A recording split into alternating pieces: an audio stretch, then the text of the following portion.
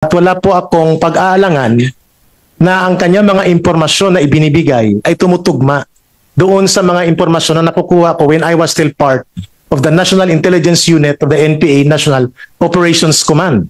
So kilala ko siya. Sa tingin ba ninyo tumutugma yung 1.8 billion pesos doon sa 4.3 million pesos na it is on record, it is a public document, we can release that to the public? Napakalayo naman. Ba't ka magsasabi na tumutugma? Eh wala naman pagtutugma yung 1.8 billion pesos to 4.3. It's a simple arithmetic. Ako tatanong ko sa iyo, Mr. Chair, you are part of media. Hindi kaya nasunog ka doon sa impormasyon na binigay sa iyo?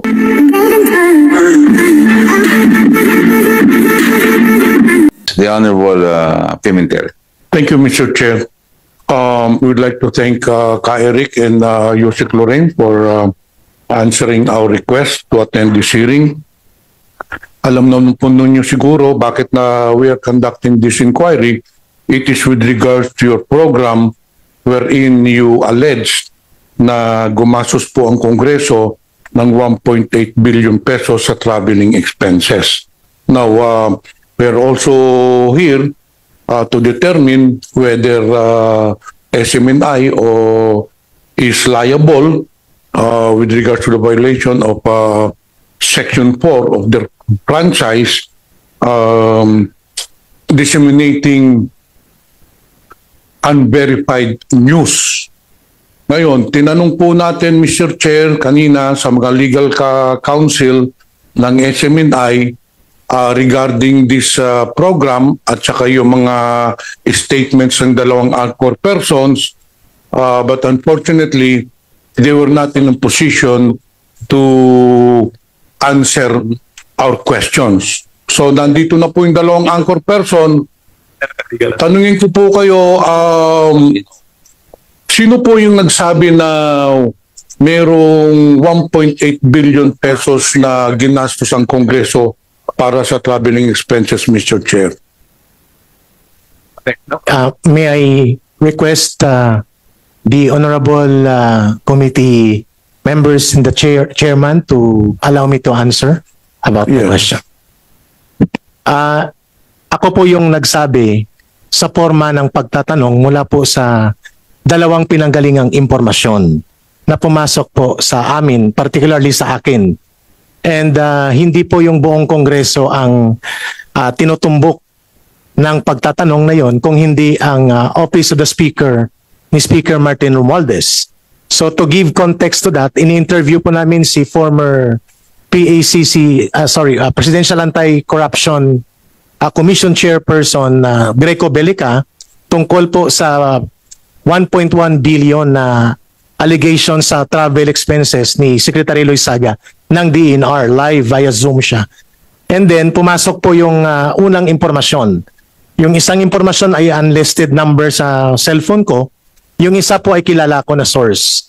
At dati ko na po siyang nakakausap nung ako po ay nasa National Operations Command ng NPA. So matagal ko na siyang kilala at nagbibigay siya ng mga impormasyon noon nung ako ay aktibo pa sa NPA. So nagtutugma yung kanilang pagtatanong. Ka Eric kindly ask the resource persons, former Secretary Greco Belica, kung totoo ba na may 1.8 billion na umabot na expenses si Speaker Martin Romualdez from the travel. So ako po yung unang nagbungad niyan habang ini-interview namin si Secretary Greco Belica. At ang source ko po, ang isa ay unlisted number sa text message, pero tumugma po doon sa isang source na kilala ko. And yun po ang dahilan kung bakit kami nagbungad noon without any intent of malice or imputing any sign of disrespect to the Speaker of the House, because it is we presume it is part of our editorial authority and policy as well to open questions pertaining to public interest issues. And sinabi namin na sana magpaliwanag ito si Speaker Martin Romualdez or ang House of Representatives as a matter of our obligation under the editorial authority provided by SMNI sa mga anchors. Mr. Chair, Eric, when you delivered your statement, you presumed that your source was correct Kayo po ba ay naniniwala na may 1.8 billion pesos na ginastos ang Kongreso para sa travel expenses? Your Honor, kung naniniwala pa ako outright, hindi ibig sabihin affirmative ka agad ang posisyon ko. Yung tono po ng pag-deliver sa buong konteksto ng programa ay pagtatanong, clarification, because we want to clarify matters of public interest that are so serious, like the information na ibinahagi po sa amin. So wala po kaming conclusion doon. Alam, Mr. Chair, may we know sino po ang source ninyo? May I request Your Honor to refer to the legal advice of the legal team from the SMNI.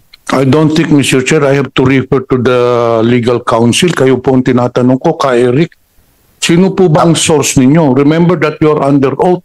Yes. And under our house rules, if you cannot answer my question truthfully, we can cite you for contempt and we can detain you.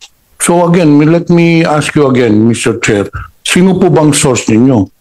Again, may I request Your Honor to be guided properly on my legal rights and on my legal basis and foundation to appropriately answer the question of the Honorable Congressman so that I will be protected also of my constitutional and legal rights before I give the answer to a very sensitive request from the Honorable Congressman. Mr. Chair, may I... Honorable Franz Castro. Kasi Mr. Chair, yung ating dalawang lawyer dito, they are corporate lawyers. And they are not lawyer of individual anchor. So yun po ang sabi nila. Alam po ninyo, bago po kayo dumating, kaklaruhin ko lang po yung sinasabi ni Congressman, ni Kong Castro. Kanina po, tinatanong po namin yung kayo. Ang sagot po nila, hindi kami diyan dito para depensahan ang mga anchor namin. Andito kami for SMNI. Ergo, wala po silang sinasabi na wala silang otoridad na depensahan kayo. That's why, transversely, now that we're asking you, and they already manifested under oath that they cannot, they're not here to defend you or to even assist you. Therefore, we're asking, and we will have to be very clear that the question of the Honorable Pimentel should be answered directly by you. Mr. Chair. Kasi po, pinag-usapan po natin klaro naman ho kayo kanina, 3 beses kami nagtanong sa inyo Yes, diba, Mr. 3 beses mo kasi hanapin natin sa transcript, andyan yan. Yes. Hindi ko kami nandito para depensa ng mga anchor namin. Katunayan, may disclaimer nga kami dyan Kung ano sabihin nila, wala kaming pakialam. Ganyan siya sabi nyo kanina Yes, Mr. Chair. Diba? Oh, That's our answer, Mr. that's right. Chair. Now that we've said that, we cannot entertain that request because you manifested that earlier. But for purposes of due Mr. process... Chair, again, ulitin ko, malapit na akong uminit ang ulo. I will move to cite you in contempt for not obeying our rules. Again, sorry for that, Mr. Chair. Kami na tahimik dito. Inaantay namin yung permission ng chairman. Oo. Ikaw naman, resource person dito. Daldal ka ng daldal. Thank you, the Honorable. I'd like to apologize for that, Mr. Chair. Yes. So now, please answer the question of the Honorable Pimentel. Mr. Chair, again, may I ask Eric, sino po bang source ninyo dito sa sinasabi ninyong gumastos ang Kongreso ng 1.8 billion pesos para sa traveling expenses? Your Honor, if I may respectfully be allowed to request the honorable body, this committee, since the question, I think, borders to my right about the protection of my source, as well as to my constitutional right, may I humbly request the committee, are my constitutional rights suspended in this committee hearing? Because it is my right, I believe, to have a legal advice on sensitive matters that require for me to be protected by my constitutional right.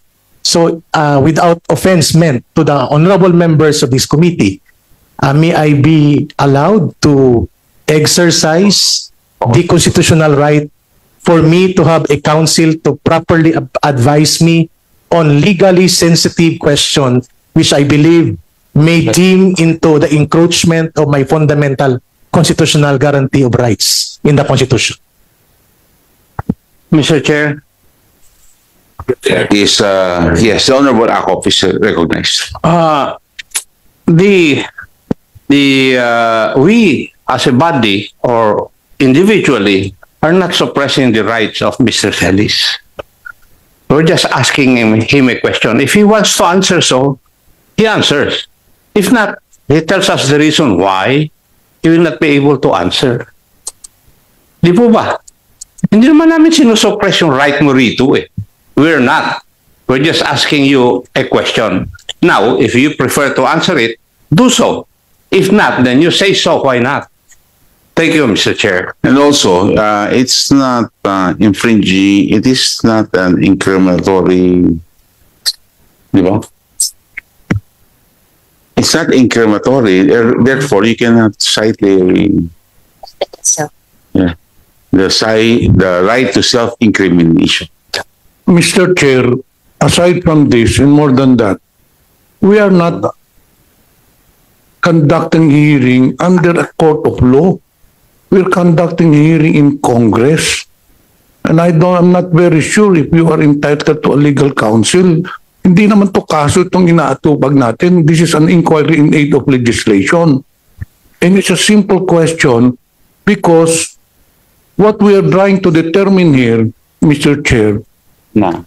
ikaw yung sinabi ho ninyo, totoo ba yun o hindi? Based on the privileged speech of Congressman J.J. Romualdez, J.J. Suarez, we would like to know, kasi baka naman tainted itong source mo, whether this was politically motivated.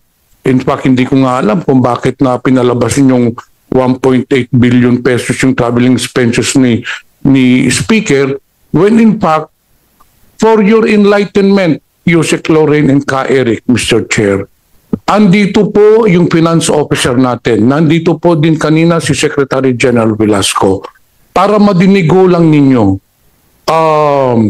to Mr. Bobby Maling. Magkano ang ginastos ng Kongreso at ni Speaker for this year para sa traveling expenses? Para madinig po ni Ka Eric at saka ni Lorraine. With your permission, Mr. Chair, for the Office of the Speaker, the total expenses for the travel is 4.3 million, more or less, Mr. Chair.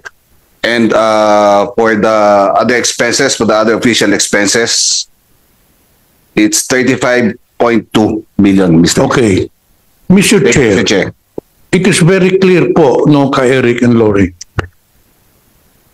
Ang ginastos lang po ni Speaker Romualdez was 4.3 million pesos from January to October. Ang Kongreso was 35 million. So ang kabuuan po ng gastos ng Kongreso, including yung travel ni Speaker, was only 39 million pesos.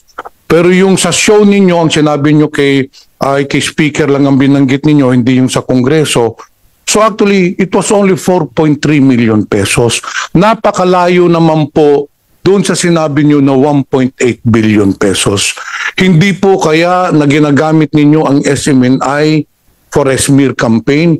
Because in the recent months, ilang mga shows, ilang mga programa ng SMNI was directed to malign, to attack Congress as an institution.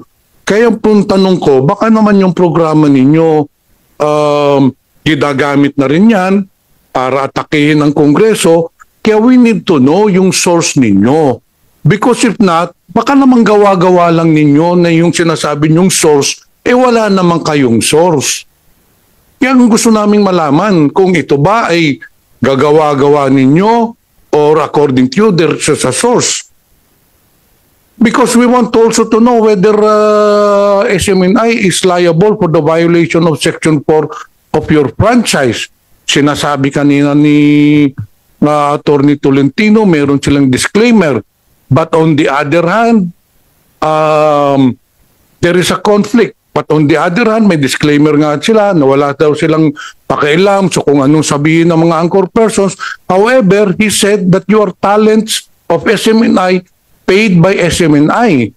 So meaning you're under control of SMNI. So that disclaimer does not apply. Mag-a-apply lang siguro yung disclaimer if you're a black timer. But according to SMNI officials, you are talents of SFNI. So directly, you're under their management and supervision. Kaya dapat, Mr. Chair, malaman natin yung source. O baka naman guni-guni lang ni Ka Eric yung source na yun. You have two sources, you said. Yung unang source, taga saan ba? Or from where? From media ba? From Congress? Mr. Chair, may I please say something first, Mr. Chair? Could I? The question is directed to Ka Eric. So, can you please reply? Yes, Ka Mr. Eric? Chair, I'm directing the question to Ka Eric because he said earlier, I asked both of them, sabi niya siya nagsalita nung sa 1.8 billion pesos. Gusto natin ma-certain, sinasabi niya may dalawang source siya. Saan nga nanggaling yung source, Mr. Chair? Until now, napakasimpleng tanong po ito, this is not self-incriminating because we are not under the court of law. This is only an inquiry in aid of legislation. Kung natatakot mo kayong kakasuhan, ano naman ikakaso sa inyo? Isasabihin lang naman ninyong source. Unless sabi ko nga, wala talagang source. May I be allowed to reply to the question, Mr. Chairman, please, and to the Honorable Congressman. I believe in the practice of journalism, the protection of the integrity and the trust and confidence of the source in the stories or in the information gathered related to stories are sacred. They are like contracts. If not legally as a contract, sacred po yun para sa mga journalists. Nandito yung mga media. I know how they also feel kapag pinilit sila na ang source nila ilabas nila doon sa mga sensitibong impormasyon. So yun po ang aking inaalala. Dahil ang source ko na ito, Congressman Pimentel, sir, Your Honor, Mr. Chairman, matagal ko na siyang source nung nasa NPA pa ako. At wala po akong pag-aalangan na ang kanyang mga impormasyon na ibinibigay ay tumutugma doon sa mga impormasyon na nakukuha ko when I was still part of the National Intelligence Unit of the NPA National Operations Command. So kilala ko siya. The other source, sinabi ko na po, Your Honors, ito po ay unlisted number. Dinilit ko siya, pero nagulat lang ko na tumugma sa isang source na kilala ko. And I had a meeting with him. May pinakita siya, ayun tuloy, na-reveal ang gender. Nalalaki siya. I had a meeting with the source at may pinakita sa mga documents. Hindi kaagad kami nag-conclude because I have to seek audience and guidance from the Auditorial Authority of SMNI. But the question was posed immediately because the source texted us during the interview live kay former Secretary Greco Bellica. So nang kinausap ko siya, sabi ko we need the documents to sustain the discussion. So hindi po ito smear campaign or isang kampanyang orchestrated para sumira sa imahin at integridad ng House of Representatives. I believe sako po ito ng tamang paglulunsad ng press freedom at gawaing pang journalist yung ginagawa namin dahil kami po ay naniniwala na public interest issue na magkaroon ng pagpapaliwanag sa pamamagitan po ng paghahayag na ito kagaya ng we are now very enlightened. Thank you so much, Your Honors, na sinabi po dito na less than 5 million pala yung expenses ni Speaker Martin Romualdez at yung buong House of Representatives ay nasa 35 million lang. So kung inilahad namin ito as a series of special report, we need vetting and verification dun sa source. Hindi ko po siya pwedeng ma-reveal because pag na-reveal siya, there were a lot of information na naibigay niya noon sa amin nung nasa NPA ako na pinagkatiwala niya sa akin dahil kami ay may mabuting relasyon tungkol sa secrecy of information. So kaya po ako humihingi ng pag-unawa ng body na ito na kapag ito po siya ay ma-reveal, baka maraming makakalkal na mga impormasyon na hindi na Mr. kailangan Chair, po. sinasabi kanina ni Ka Eric na tumutugma. Kanina pa, he's right. saying the word how many times yung tumutugma. Sa tingin ba ninyo tumutugma yung 1.8 billion pesos dun sa 4.3 million pesos na it is on record, it is a public document, we can release that to the public? Napakalayo naman. Ba't ka magsasabi na tumutugma? Eh wala naman pagtutugma yung 1.8 billion pesos to 4.3. It's a simple arithmetic. Napakalayo naman po. And then you said earlier, Mr. Chair, si Ka Eric, sabi niya na binibet yung source. In this case, very clear, you did not bet your source. Paano naman yung sasabihin mong 1.8 to ano? Kung nagtanong lang kayo dito sa Kongreso, magkano eh mas lalong tutugma nung ano, pero yung sinasabi mo yun, walang pagtutugma yun. That's way 1.8 billion pesos compared to 4.3 million pesos. Your Honor, if I At may... saka alam ko, Mr. Chair, kaya tinatanong namin ang source mo, baka naman politically motivated yan. Baka naman yung source mo ay isang politiko na gusto lang manira. As you have said, kailangan i-bet, but very clear, it was not vetted yung source mo. Paano magiging 1.8 billion pesos ang 4.3 million pesos? Sir, if I may... Ako tatanong ko sa iyo, Mr. Chair, you are part of media. Hindi kaya nasunog ka doon sa impormasyon na binigay sa iyo? Sir, may I reply? Yes, please? you may now reply. Thank you, sir. Baka na, with due respect kay Congressman Pimentel, hindi ko po sinasabi na tumutugma doon sa data na inirelease ng Finance Committee. Tumutugma yung source ko doon sa nag-text. Kahit review po natin yung record, naka-record po naman tayo lahat. Tumutugma, kaya ko binigyan ng pagkakataon na bigyan ng atensyon, Congressman Pimentel, sir, Your Honor. Tumutugma yung unang text doon sa ibinigay na information din ng source. Yeah, I know, I understand yung Mr. Chair. Hindi po Sinasabi yung mo, figures. kino-compare mo yung unang source mo doon sa pangalawang source mo. Oh. Sinasabing pareho, Yun. which is pareho silang mali. Yes, Hindi now, ba? if Ngayon, that was the Mr. Chair, readers. tanong ko sa iyo, aminin mo ba na mali yung impormasyon mo? Ngayon po. Yes, Mr. Chair. Yes, that's why we need vetting. Kaya nga hindi namin inilabas as a special report or news. It was a commentary Mr. Chair, question. It was a sa commentary question. very clear, it is on record, it is on the minutes, inaamin po ninyo na nagkamali kayo ng information ninyo dahil sa nasabi nyo 1.8 pero 4.3 lang. Now, since nagkamali kayo, are you willing to recant your statements and apologize to Congress?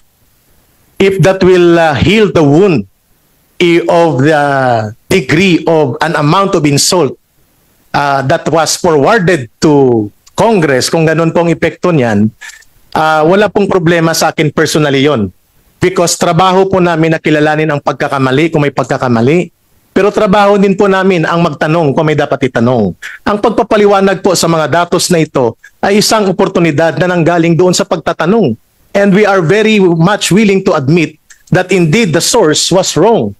In this committee hearing, we are very appreciative of the guidance provided by us by the data. Sa tanong ni Honorable Congressman Pimentel, am I ready to personally apologize to Speaker Martin Romualdez and to the House of Representatives for the effect of insult created by that kind of questioning, which is now being given a proper enlightenment? Pusin mo na. Yes, sir. And my answer is on the affirmative, Congressman Pimentel.